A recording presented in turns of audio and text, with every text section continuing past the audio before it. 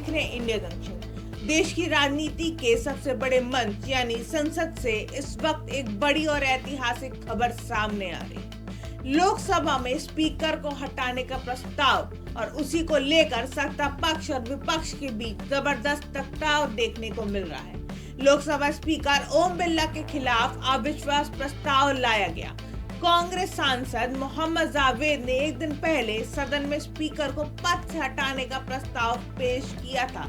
इस प्रस्ताव पर चर्चा के लिए कुल 10 घंटे का समय तय किया गया और आज इस बहस का दूसरा दिन चल रहा है।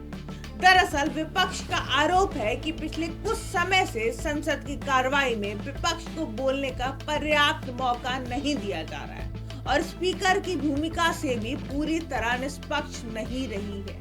पहले दिन कांग्रेस की ओर से चर्चा की शुरुआत गौरव गोगोई ने की थी। इसके बाद सरकार की तरफ से संसदीय कार्य मंत्री किरेन रिजिजू ने विपक्ष के आरोपों का जवाब दिया। आज इस बहस का दूसरा दिन है और माना जा रहा है कि गृह मंत्री अमित शाह भी इस प्रस्ताव पर अपनी बात रख सकते हैं। इसी बहस के दौरान नेता विपक्ष राहुल गांधी ने भी सदन में बड़ा आरोप लगाया। राहुल गांधी ने कहा कि यह चर्चा सिर्फ स्पीकर के पद की नहीं बल्कि लोकतंत्र और संसद की भूमिका से जुड़ी हुई है। उन्होंने कहा कि कई मौके पर उनका नाम नहीं लिया गया लेकिन उन्हें बोलने से भी रोका गया। राहुल गांधी ने कहा कि संसद देश की जनता की आवाज है और अगर विपक्ष को बोलने का मौका नहीं दिया जाएगा तो लोकतंत्र कमजोर हो जाएगा। राहुल गांधी के इस बयान पर सत्ता पक्ष की ओर से तुरंत तीखी प्रतिक्रिया देखने को मिली।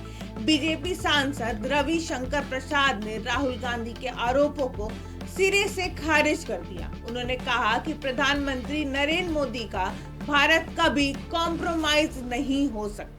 Gently remind the honorable leader of opposition that the Prime Minister of India, Narendra Modi, can never be compromised. Ravishankar प्रसाद ने कहा कि कई बार विपक्षी सांसदों ने स्पीकर की कुर्सी को घेरा, कागज फेंका और हंगामा किया, लेकिन इसके बावजूद स्पीकर ओम बिरला ने हमेशा धैर्य और संयम के साथ सदन की कार्रवाई चलाई है।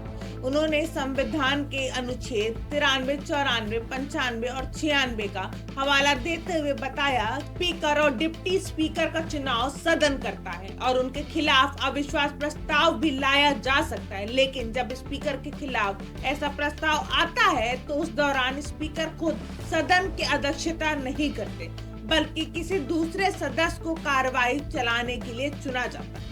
आपको बता दें कि आजादी के बाद संसद के इतिहास में स्पीकर के खिलाफ अविश्वास प्रस्ताव पर बहस बेहद दुर्लभ मानी जाती है। इसीलिए इस बहस को संसद की गरिमा और लोकतांत्रिक परंपराओं से जोड़कर भी देखा जा रहा है। अब पूरे देश की नजर इस बात पर टिकी हुई है कि इस लंबी बहस के बाद संसद का माहौल किस दिशा में जाएगा। क्या यह प्रस्ताव आगे बढ़ पाएगा या फिर सत्ता पक्ष अपने बहुमत के दम पर इसे खारिज कर देगा।